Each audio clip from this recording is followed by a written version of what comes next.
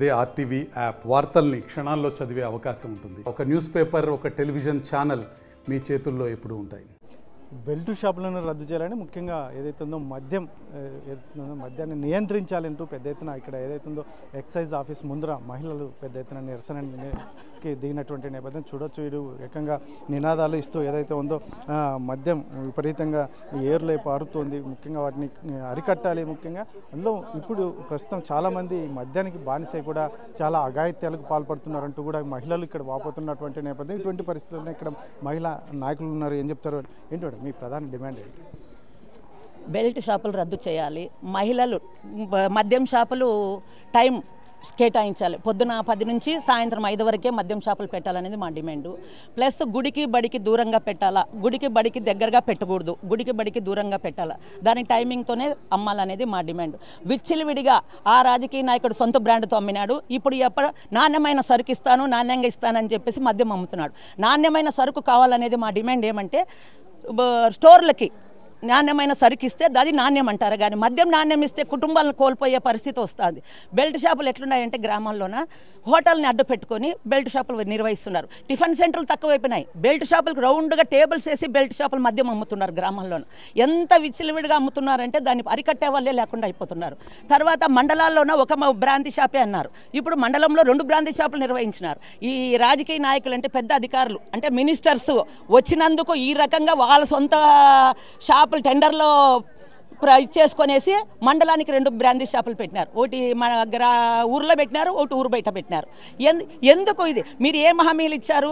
మద్యాన్ని నిషేధిస్తాము, ప్రజల్ని కాపాడుతాము, మహిళల్ని కాపాడుతామని మహిళల ఓట్లతోనే గెలుచుకున్నారు. కానీ ఇప్పుడు మహిళా ఓట్లతో గెలుచుకొని మహిళలకి పసుపు కుంకాలకు లోటు చేసి వాళ్ళు పుస్తలు తెగే ఆలోచన చేస్తున్నారే తప్ప మహిళలకు న్యాయం చేయట్లేదు. ఇది మా డిమాండ్స్. ఏంటి ఎందుకంటే ఈరోజు నిరసన కార్యక్రమం చేయాల్సిన అవసరం ఏముంది? రాష్ట్రంలో పరిస్థితులు ఎలా ఉన్నాయంటే ముఖ్యంగా ఇక్కడ ఎక్సైజ్ అధికారులు తీసుకోవాల్సిన చర్యలు ఏంటి?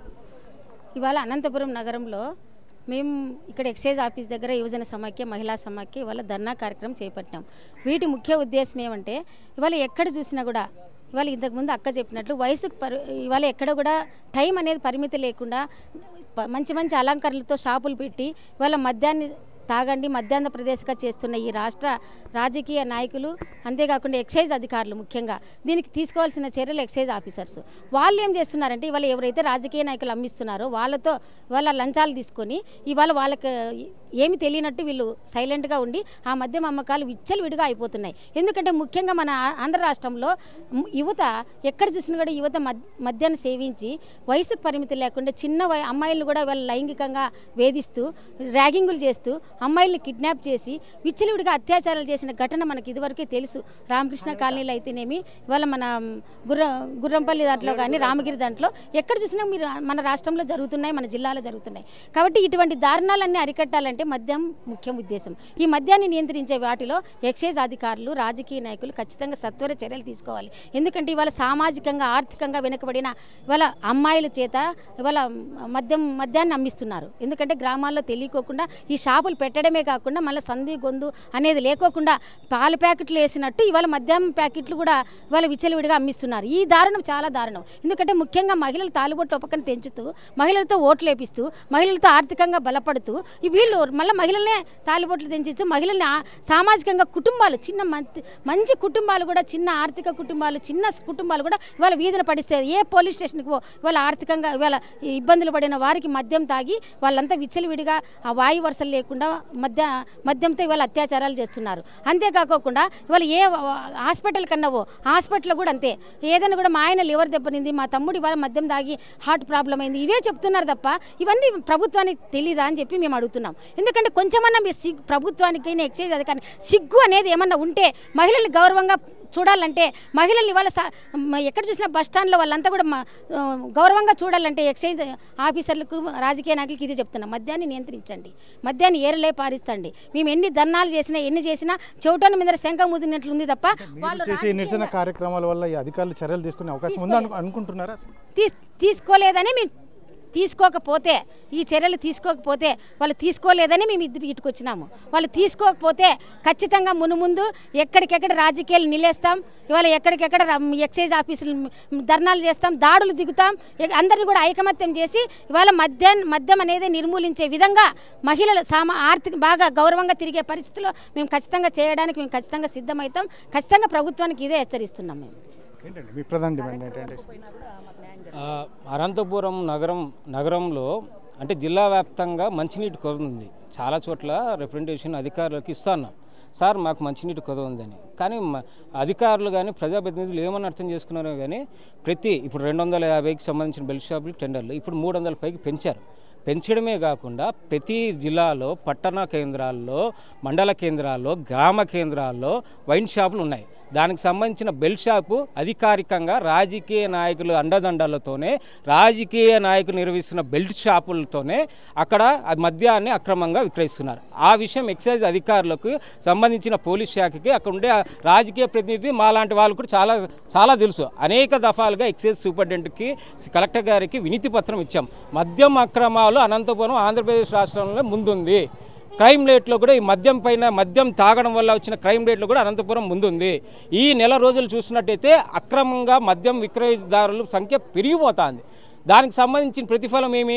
ఈరోజు యువకులు మద్యం దాగి విచ్చలవిడిగా వాళ్ళ మానసిక పరిస్థితులపై సరిగా లేకుండా మహిళలపైన దాడులు చేస్తున్నారు, అత్యాచారాలు చేస్తున్నారు. అనేక సంఘటనలు చూస్తూ ఉన్నాం. ఈరోజు చూస్తే 24 గంటలు మద్యం మత్తులో మన జిల్లా వ్యాప్తంగా, నగర వ్యాప్తంగా నగరంలో విచ్చలవిడిగా యువత తిరుగుతోంది. అంటే పోలీసు అధికారులు పూర్తిగా మద్యాన్ని నియంత్రించడంలో వైఫల్యం చెందారు.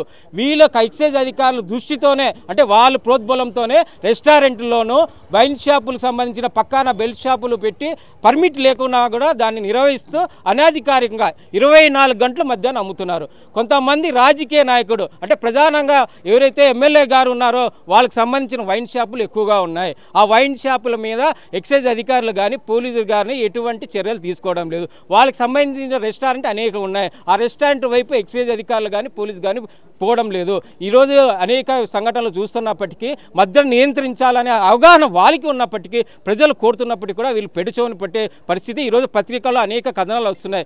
మద్యం వల్ల జరుగుతున్న సంఘటనలపైన ఇందాక అక్క చెప్పినట్టు హాస్పిటల్లో కానీ విపరీతంగా జరుగుతున్న మానసిక పరిస్థితి లేకుండా చిన్నపిల్లల నుంచి ముసలోళ్ళ వరకు కూడా అత్యాచారాలు చేసే పరిస్థితి మనం చూస్తున్నాం. ఎప్పుడూ లేని విధంగా అనంతపురంలో క్రైమ్ రేట్ పెరుగుతుంది.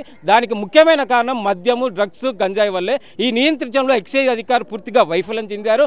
ఎస్పీ గారు పూర్తిగా వైఫల్యం చెందారు. కాబట్టే ఇది జోరుగా జరుగుతుంది. అనంతపురం మద్యానికి కేంద్రంగా, గంజాయి కేంద్రంగా ఆల్రెడీ ఉంది. మద్యానికి కేంద్రంగా కూడా త్వరలో కాబోతుంది. కాబట్టి ఇప్పటికైనా ఎక్సైజ్ అధికారులు తమ సీట్లు విడిచి అధికారికంగా వారి మీద చర్యలు తీసుకోవాలి. రాజకీయాల ప్రోద్బలం ఉన్నా కానీ పట్టించుకోకుండా వారి మీద చర్యలు తీసుకోవాలనేసి అఖిల భారత యువజన సమైక్యగా, NFIWగా మేము కోరుతున్నాం. లేని పక్షంలో ప్రత్యక్షంగా మేమే దాడులు చేస్తామని చెప్పి కూడా ఈ సందర్భంగా హెచ్చరిస్తున్నాం. మీరు ఏం చెప్తారు? ఎస్పెషల్లీ అధికారులు దిగి రాకపోతే మీ చర్యలు ఎలా ఉంటాయి?